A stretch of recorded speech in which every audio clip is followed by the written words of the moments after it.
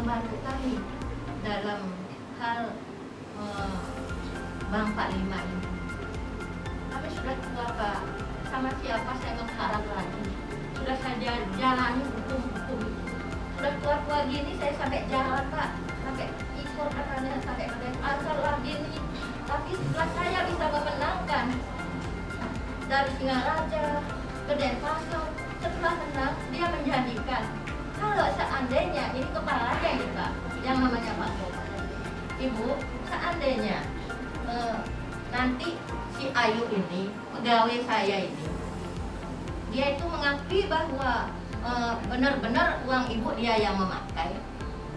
Kalau dia sudah mengaku, saya ambil si Ayu, saya masukkan ke penjara, kemudian saya ganti uang ibu. Tapi saya menanti dan menanti tidak pernah datang Pak. Sekarang saya sangat mengharap kepada Bapak Dewan supaya bisa membantu kami. Uang itu Pak, uang masa tua saya Pak. Ya Bapak sudah maklum dah gimana saya menabung dan menabung Pak ya. Dari umur saya sudah sampai sudah tua gini. Saya mengharap lebih banyak Pak.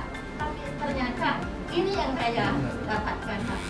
Dan saya sudah bisa ngomong Pak, saya serahkan kepada Bapak. Gimana caranya Bapak menolong membantu kami supaya uang kami bisa kembali Pak. Saya cuma mengharap uang saya kembali Pak. Sekarang dari pihak Bank Buleleng 45 itu pada akhir tahun kemarin permasalahan ini sudah diputus di Pengadilan Negeri Singaraja, dan tentunya kami dari pihak nasabah dimenangkan atas itu, atas hak-hak kami yang harus Bank Buleleng 45 ini serahkan. Tapi entah dalam perjalanan ini pihak dari Bank Buleleng 45 ini melakukan upaya hukum lagi, upaya hukum banding dan kasasi. Nah sekarang nomor kasasinya sudah masuk. Secara prinsip memang di dalam hukum, dalam penegakan supremasi hukum ini, upaya hukum itu diberikan dan memang diberikan itu untuk mencapai keadilan yang sebenarnya. Tapi di satu sisi secara prinsip moral ada nilai-nilai kemanusiaan di sana, yang dimana prinsipal ini yang punya dana deposito ini sudah usianya sudah tidak muda lagi untuk mengharapkan dananya dia dikembalikan. Dan berjanji kalau sudah ada dasaran untuk mengembalikan uang Bapak atau Ibu, katanya dia Pak, saya akan mengembalikan. Sampai saya menempuh jalur hukum seperti ini, sampai banyak saya punya hutang untuk membiayai ini saya ini. Dan dia terus janji-janji saja. Sampai sekarang Pak belum ada kabar. Sampai dibanding terus dibanding. Sampai pengacaranya Pak Suganda bilang kalau ada dasaran untuk mengembalikan uang ibu, saya kembalikan. Ketok palu saya harus mengembalikan, saya langsung kembali. Tapi nggak ada kabar.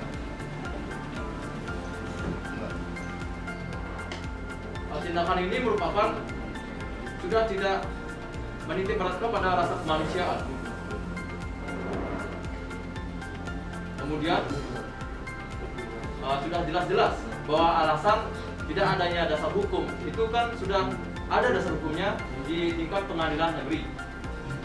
Dan kemudian jelas-jelas sudah hakim merupakan petugas Tuhan, tangan kanan Tuhan, yang dimana dapat memberikan keadilan seadil-adilnya bagi masyarakat. Bila itu saja tidak dipercaya bagi masyarakat, bagaimana mempercayai hal-hal yang lain?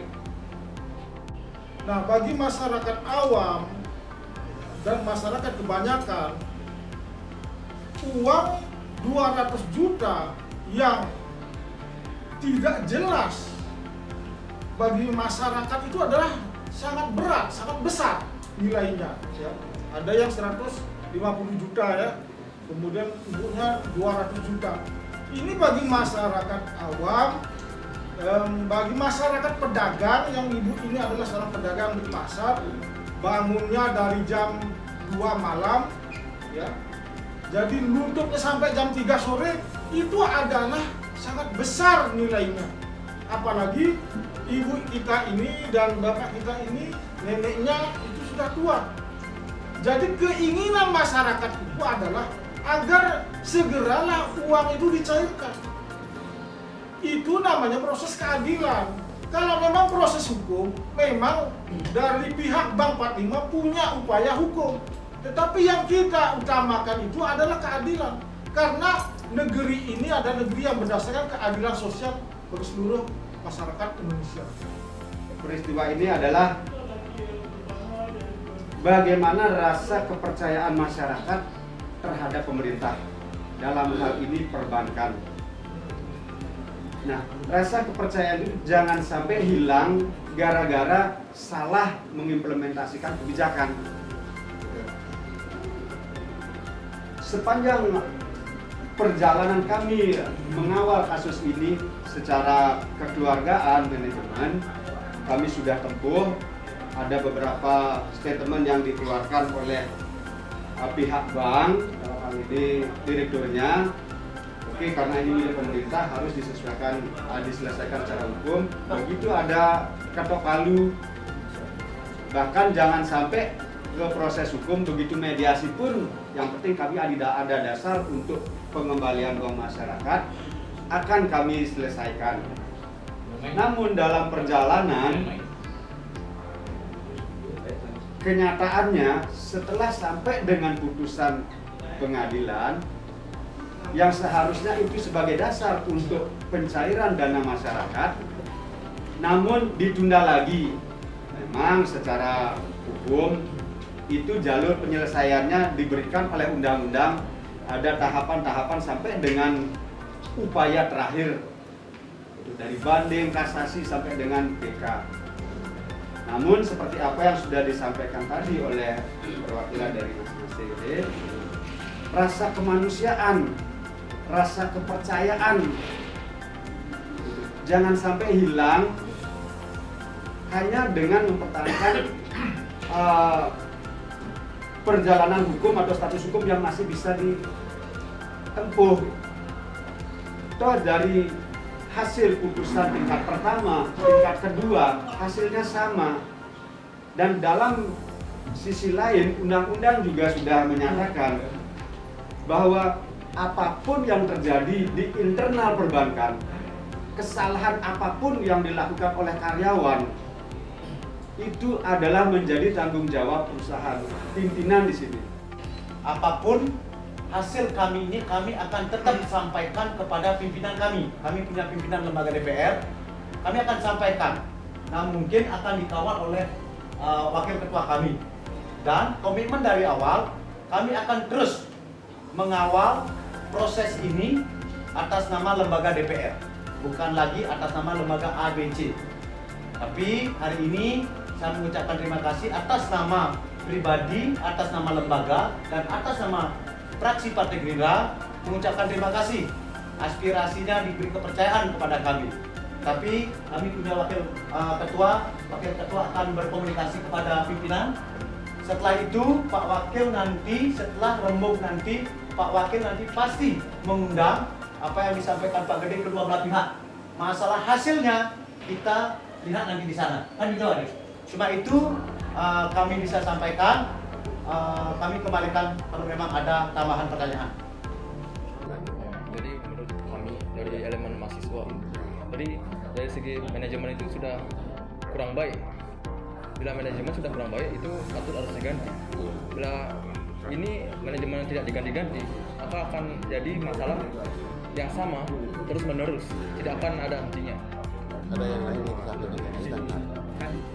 Menurut pendapat saya pribadi, sebenarnya saya prihatin tentang kejadian tersebut. Namun demikian, saya hadir di sini berdasarkan atas dasar misi kemanusiaan. Menurut saya, dari atas kerugian yang dialami oleh dua nasabah, jika ada kerugian, maka manajemen bisa tanyakan apakah manajemennya sehat atau tidak. Jika ada kerugian, berarti yang salah adalah manajemennya. Oleh sebab itu, maka manajemen perlu diubah agar lebih baik lagi dan tidak ada kerugian yang ditimbulkan selanjutnya. Ini saya sampaikan harapan saya, semoga manajemen bisa recovery kembali atau diubah agar tidak menimbulkan polemik atau kerugian-kerugian lainnya. Mungkin bisa itu yang saya sampaikan. Ya, poinnya kami harap agar fraksi dari Gerindra ini, anggota Dewan ini, yang pertama untuk mendengarkan aspirasi dari kami atas permasalahan kami. Yang kedua, mohon untuk disampaikan kepada pimpinan mereka bahwa ada permasalahan dalam kinerja pemerintahan di Kabupaten Buleleng, khususnya Bang Buleleng 45 ini. Yang ketiga, mohon untuk para anggota Dewan ini ikut mengawasi kinerja dari Bank Buleleng 45 yang dimiliki oleh pemerintah daerah. Mungkin itu saja. Harapan saya pada wakil-wakil rakyat di DPR ini, Pak, ya, agar bisa membantu kami untuk secepatnya bisa kembali uang kami, Pak. Itu harapan kami yang pertama.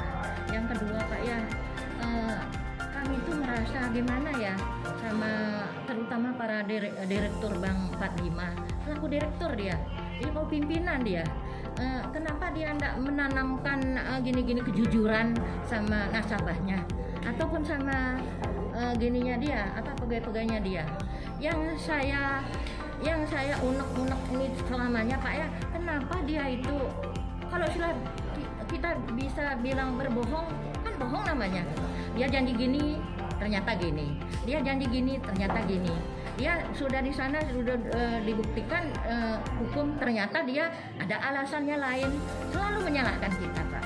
Nah, yang saya harapkan, cobalah kalau pimpinan-pimpinan di atas itu biar tahu siapa sih pegawai-pegawainya, siapa sih direkturnya, kenapa dia tidak menyeleksi dulu, biar dia itu biar bisa rakyat itu lebih mempercaya Bank 45. Terus terang, Pak, saya tidak pernah pudar mempercayai Bank 45. Tidak pernah pudar. Hanya itulah saya dekat di sana nabung. Setiap harinya saya bisa nabung di sana. Bapak biar tahu saya dari jam 2 malam saya jualan, Pak, sampai jam 3 malam. Biar bisa saya menabung untuk bekal masa tua saya. Begitu, saya terlalu percaya sama Bank 45, Pak. Saya tidak menanyakan.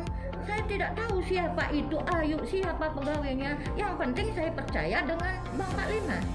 Nah, kalau dia memang menyalahkan pegawainya, menyalahkan saya, kenapa dia tidak memilih pegawai-pegawai yang bagus? Dan kenapa dia sebegitu gini, Pak, ya, jarak antara bulan ke bulan, tahun ke bulan, tahun ke tahun saya menabung. Masa nggak tahu dia pegawainya kayak apa? Nah, itu yang perlu saya tekankan, Pak. Nah, saya mohon kepada Bapak wakil-wakil rakyat supaya mengetahui bagaimana sih Bank 45 itu, biar kami ini bisa percaya lagi sama banknya itu. Yang paling penting saya mengharap, Pak, mengharap sekali uang saya bisa kembali secepatnya, Pak. Biar tidak lagi menunda, Pak. Uang saya itu gimana secepatnya bisa kembali, biar bisa saya mempergunakan. Saya sudah tua, Pak, umur saya sudah 62 tahun, Pak. Sudah tinggal menikmati saya sekarang, Pak. Tinggal menikmati hasil, tapi hasil saya kebuang percuma